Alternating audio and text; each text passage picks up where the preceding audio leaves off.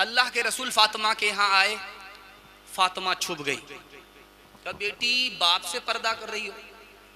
कहा अब्बा हुजूर आपके साथ एक अजनबी आ गया है। कहा वो अजनबी कौन है? कहा इब्ने उम्मे मक्तूम है। कही तो नाबीना है। इस नाबीना के लिए तू क्यों छुप गई? कहा अब्बा हुजूर मेरे ऊपर इल्जाम होगा कि वो तो नाबीना है, तुम तो नाबीना नहीं हो। ध्यान से सुनिएगा, नबी की मजलिस है, जैसे आप बैठे हैं नबी के सामने, सहाबा बैठे। सवाल हुआ सबसे अच्छी औरत कौन है, सबसे अच्छा मर्द कौन है? अली के पास भी जवाब नहीं था। हजरत अली खड़े हुए, या रसूल अल्लाह मेरे घर में आपकी चहेती बेटी फातिमा है, मुझे उम्मीद है कि इसका जवाब फातिमा के पास होगा, इजाजत दीजिए मैं सवाल का जवाब लेकर के आता हूं। थोड़ी देर में हजरत अली आए। अल्लाह के रसूल ने पूछा कि फातिमा ने क्या जवाब दिया? कि या रसूल अल्लाह फातिमा का जवाब है सबसे अच्छी औरत वो है जो किसी गैर मर्द को ताक झांक ना करे। सबसे अच्छा मर्द वो है जो किसी गैर औरत को ताक झांक ना करे। इससे अच्छा कोई मर्द नहीं, उससे अच्छी कोई औरत नहीं। का मुबारक हो, आखिर फातिमा किसकी बेटी है, किसके जिगर का टुकड़ा है। आज आप देखेंगे कि जब ताबूत पर जनाजा मय्यत को रखा जाता है तो मर्द का जनाजे पर कोई पर्दा नहीं होता, पर्दा नहीं लटकाया जाता। जब औरत का जनाजा ताबूत में ले जाया जाता है तो उस पर पर्दा लटका हुआ होता है। ये पर्दा कहां से आया ये मैं आपको बताने के लिए जा रहा हूं। ये पर्दा मधुबनी की सुन्नत नहीं है, ये बिहार की सुन्नत नहीं है, ये जमीयत की मुस्लिम रसूलुल्लाह की सुन्नत नहीं है। ये सुन्नत कहां से आई है मैं आपको तारीख बताने के लिए जा रहा हूं। फातिमा ने एक औरत से कहा, अस्मा बिन्त उमैस रज़ी अल्लाह अन्हा से कहा कि जब ताबूत निकलता है तो मर्द के जनाजे पर भी पर्दा नहीं, औरत के जनाजे पर भी पर्दा लटका हुआ नहीं होता, मुझे ये पसंद नहीं है। तो उन्होंने कहा मैं इसकी सूरत निकालती हूँ। खजूर की शाख ला करके ताबूत पर रख दिया और उस पर कपड़ा टांग दिया, पर्दे की सूरत हो गई। फातिमा को खुशी हुई और कहने लगी आज से बढ़कर के मुझे कभी खुशी नहीं नसीब हुई थी। ये जो पर्दे का रिवाज आज औरतों के जनाजे के साथ है, ये हजरत फातिमा की सुन्नत है। एक बात और सुनिए, आखिरी बात। अभी आपने सुना है, मोबाइल में देखा भी है कि सीमा भाग गई, इंडिया आ गई, और अंजू भाग गई, पाकिस्तान चली गई। 2020 का मैच हो गया। इधर की लड़की उधर भागी, उधर की लड़की इधर आ गई। खैर बराबर सराबर मसला हो गया। भागने का मसला ये आया कहां से? अल्लाह जज़ाए खैर दे खालिद सैफुल्लाह रहमानी दामत बरकातुहुम को। दुआ कीजिए अल्लाह उनके इल्म में बरकत अता फरमाए।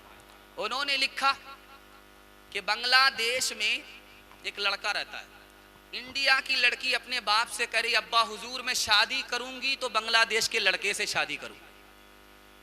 तो बाप सर पकड़ करके बैठ गया, बेटी बताओ 7 समंदर पार लड़का, उससे तुम्हारा कांटेक्ट कैसे हुआ? कहा अब्बा हुजूर आप भी अजीब आदमी हो। नेट मोबाइल चला रही थी, गेट खुल गया, सीधे बांग्लादेश पहुंच गई। अब देखिए बात क्या है। खालिद सैफुल्लाह रहमानी दामत बरकातुहुम लिखते हैं ये जो सीमा भागी हिंदुस्तान आई, ये जो अंजू भागी पाकिस्तान गई, ये सिलसिला चलता रहेगा। इसकी 3 वजह है। पहली वजह उन्होंने लिखी हम अपनी जवान बेटी को स्क्रीन टच मोबाइल दे दिए थे। बाप ड्राइवर, बेटा खलासी, गाड़ी का नंबर 786। अब क्या हुआ? स्क्रीन टच मोबाइल दे दिया। बेटी किससे बात कर रही है? माँ बाप को कोई खबर नहीं, सुने घर में बकरी सवासी, घर भाग गई, बेटी भाग गई। इस मोबाइल ने पाकिस्तान की लड़की को इंडिया पहुंचाया है, इंडिया की लड़की को पाकिस्तान पहुंचाया। आज तो एक खबर ये आ गई है कि चाइना की लड़की भी पाकिस्तान चली गई। अल्लाह अकबर। पहली वजह ये स्क्रीन टच मोबाइल है। अगर आप बेटी को दे रहे हैं तो गाइडिंग कीजिए, निगरानी कीजिए किससे बात कर रही है, इस मोबाइल का गलत इस्तेमाल कर रही है, उस पर पूरी निगरानी कीजिए। दूसरी वजह ये लिखी कि हमारा क्या हाल है, जोश में होते हैं, अपनी बेटी को मास्टरनी बनाने के जोश में आंख बंद करके हम इस स्कूल में दाखिला करा देते हैं अपनी बेटी का जिसमें आवारा लड़के भी पढ़ रहे हैं। अरे अल्लाह के बंदे, लड़कियों का स्कूल है जहां सिर्फ लड़की पढ़ती है, वहां दाखिला कराइए। जिसमें जवान लड़के हैं, आवारा लड़के हैं, उसमें दाखिला कराने की बात क्या है? आप तो अपनी बेटी को खुद मौत के मुंह में डाल दें। अब मारे जोश के बाप ने स्कूल में दाखिला कर दिया, आवारा लड़के के चक्कर में लड़की पड़ गई, भाग गई। तीसरी वजह लिखी है, मुसलमान इतना लालची हो गया, इतना लालची हो गया कि दुनिया में इससे बढ़कर के लालची कोई कौम ही नहीं है। मक्खी और मुसलमान दोनों बराबर। जानते हैं ये बात जो मैं अपनी तरफ से नहीं कह रहा हूं, बर्नार्ड शॉ अमेरिका का ईसाई है, उसने कहा कि इस्लाम से बढ़कर के कोई अच्छा मजहब नहीं और मुसलमान से बुरी कोई कौम ही नहीं। कहा कि क्यों ऐसा कह रहे हो? कहा इसलिए कि कुरान मुसलमानों के पास, हदीस मुसलमानों के पास, लेकिन मुसलमानों का न कुरान पर अमल है न हदीस पर अमल है, इसलिए मुसलमान से बदतर कोई कौम धरती पर नहीं है। जानते हैं मुसलमान जब शादी करता है तो बगैर डिमांड के नहीं करता।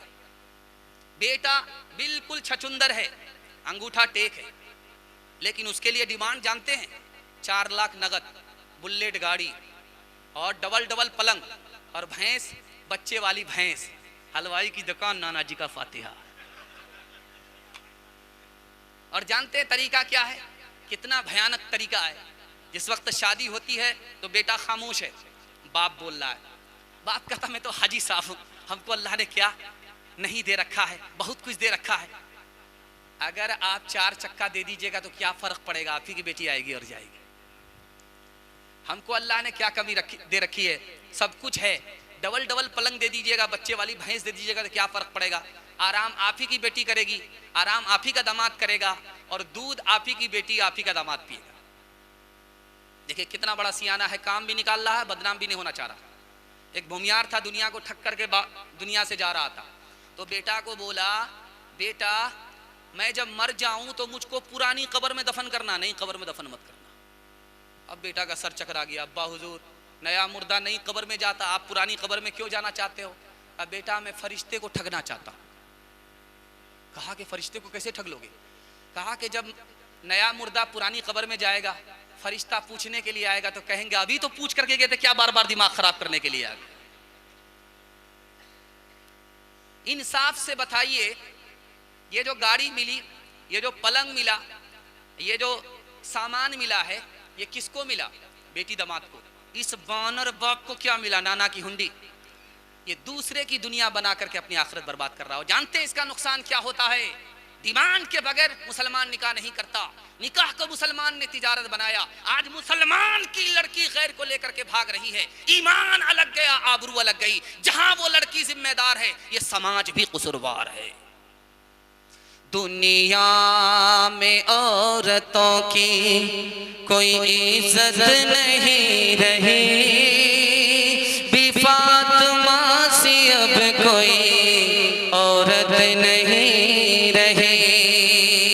चप्पल है ऊंचे हील की और ऊंटनी सी चाल, होठों पे लिपस्टिक लगा के कर रही है लाल। चप्पल है ऊंचे हील की और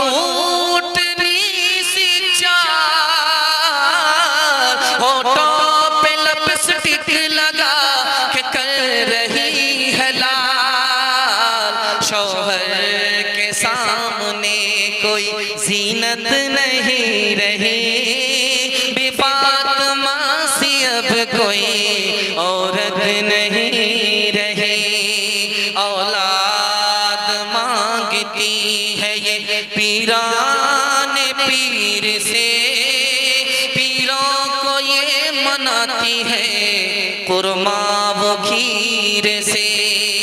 औलाद मांगती है ये पीरान पीर से, पीरों को ये मनाती है कुरमा वो खीर से। बिदअत तो घर में रह गई, सुन्नत नहीं रही, फातिमा सी अब कोई औरत नहीं रही।